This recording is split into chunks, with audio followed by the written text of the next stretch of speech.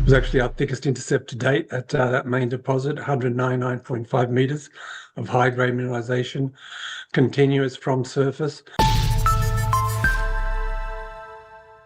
Welcome back to Proactive Investors, ladies and gentlemen. I'm your host, Kerry Stevenson, and I've asked John Prineas. He's the Executive Chairman of St George Mining. The ASX code is SGQ. They have the Araxá project in Brazil. This is rare earths and niobium. Since I last spoke to John, they have raised 60 million to some really strong institutional investors, including, now I think I'm right in saying this, their largest shareholder, which is Hancock Prospecting. They took a placement of 20 mil, that's 200 million shares. The shares were issued at 10 cents. But not only that, John's going to talk to us about their latest drill results. So there's a lot to talk about today. John, welcome back, and just congratulations with the steps you're making to create shareholder value with your project there in Brazil. Well, thank you, Kerry. It's nice to be back. And yeah, it's good to see some recognition for all the hard work we're doing. Yeah, you are doing some hard work. Look, as I said, you'd raised 60 mil. Just quickly explain to us, I said Hancock took 20 million of that. What I'd like to know is a little bit about that placement and what the funds will be used for. Yeah, exactly. We went out to raise about $60 million just to top up our cash reserve so we can accelerate all the work streams for development. We know we've got a world-class resource. It's getting bigger, but we really now want to really step change and get on the development pathway. So that money will help us accelerate some of those work streams.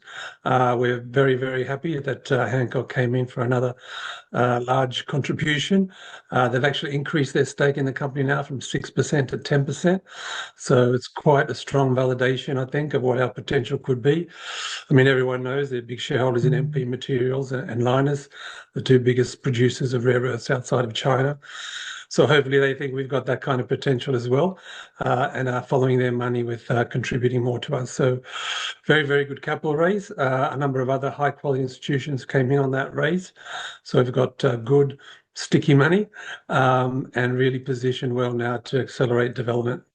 Well, as I say, for me, it just validates the fact that this is a large project. It's in the right jurisdiction within Brazil, Minas Gerais. And I think the other thing is you just said accelerating towards development. I'd love a timeline around that and also potentially a final investment decision. Yeah, exactly. So we're still drilling. We're nearly finished our drilling program out there at the main deposit. Today we announced some fantastic results. It was actually our thickest intercept to date at that main deposit, 199.5 meters of high-grade mineralisation, continuous from surface. That's a real point of difference for our deposit. The mineralisation starts from surface. It's not 50 meters underground. It's not 100 meters underground. Starts from surface and it's right down to 200 meters so far. So very consistent, high-grade, extensive mineralisation across this whole deposit. Really is a great platform now to start our development studies. So we did appoint Worley as our feasibility technical manager last month. Actually, it was in May. So we're really now pivoting to getting these work streams accelerated. We've already published our first round of metallurgical test results. Very strong results, produced industry standard niobium concentrate, and also upgraded the rare earths as part of that process to 15.7% TREO. So all that is continuing. You'll see a lot more news flow now in the next 6 months in terms of scoping study, final metallurgical test results, and hopefully FID within the next 12 to 18 months.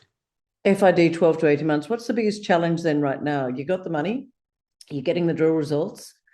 What do you see?